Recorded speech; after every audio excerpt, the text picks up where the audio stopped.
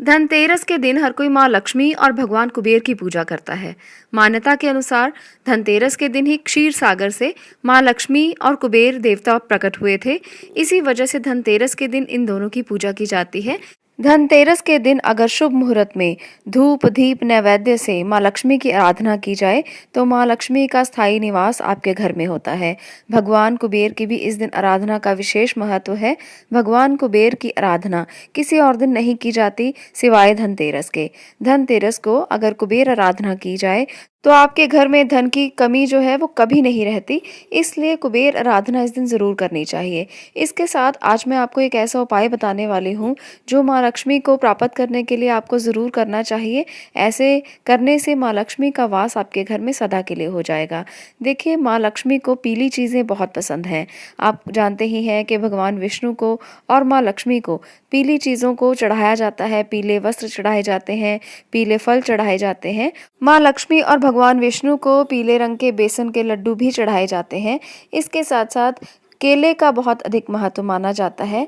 अगर आप इस दिन यानी कि धनतेरस के दिन अगर किसी भी विष्णु लक्ष्मी के मंदिर में जाकर केले के 2 पेड़ लगाते हैं तो ऐसे में आपको धन और सुख और समृद्धि तीनों ही चीजें आपके घर से कभी नहीं जाएंगी।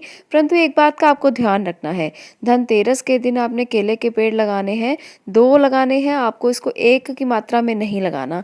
हमेशा जो केले के पेड़ हैं वो जोड़े के रूप में लगाए जाते हैं।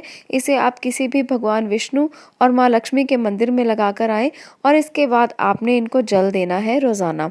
ऐसा नहीं है कि आपने एक दिन केले के पेड़ लगा दिए और उसके बाद आपने उनको देखा तक नहीं। ऐसा अगर आप करेंगे तो ये माँ लक्ष्मी का निरादर हो जाएगा। आपने ऐसा बिल्कुल नहीं करना। पहले 43 दिन धनतेरस से लेकर रोजाना 43 दिन आपको मंदिर जरूर जाना है और इस पेड़ की सेवा जरूर करनी है। अगर आप ऐसा कर पाते हैं तो माँ लक्ष्मी आपसे बहुत प्रसन्न होती हैं। देखिए, जब आप किसी पेड़ को लगाते हैं तो उसका बच्चों की तरह ध्यान रखना बहुत ज़्यादा ज़रूरी है। और ये पेड़ तो हम अपने लिए अपने स्वार्थ की भावना से लगा रहे हैं कि माँ लक्ष्मी की प्राप्ति हमें हो जाए, माँ लक्ष्मी हमारे घर में स्थायी रूप से निवास करें। तो इसलिए इस पेड़ को आपको 43 दिन तक अपने बच्चों की तरह सींचना होगा।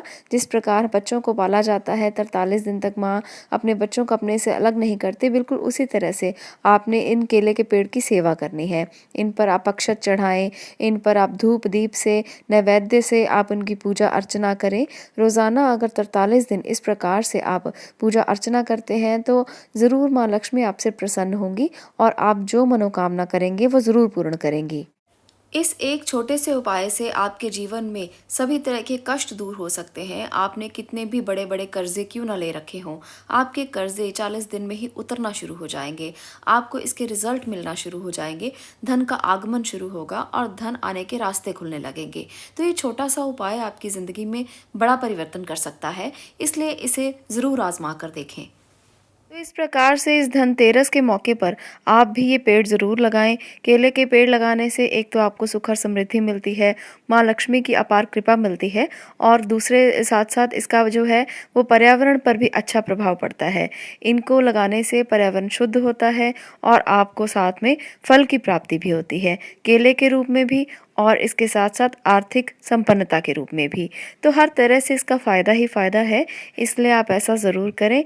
और इसके साथ साथ धनतेरस के मैंने बहुत सारे और उपाय अपनी बाकी वीडियोस में भी बताए हैं, उन्हें भी जाकर देखें ताकि आपको ये पता चले कि धनतेरस के अवसर पर आप क्या कुछ ऐसा कर सकते हैं जिससे आप माँ लक्ष्मी की कृपा को प्राप्त कर सकें।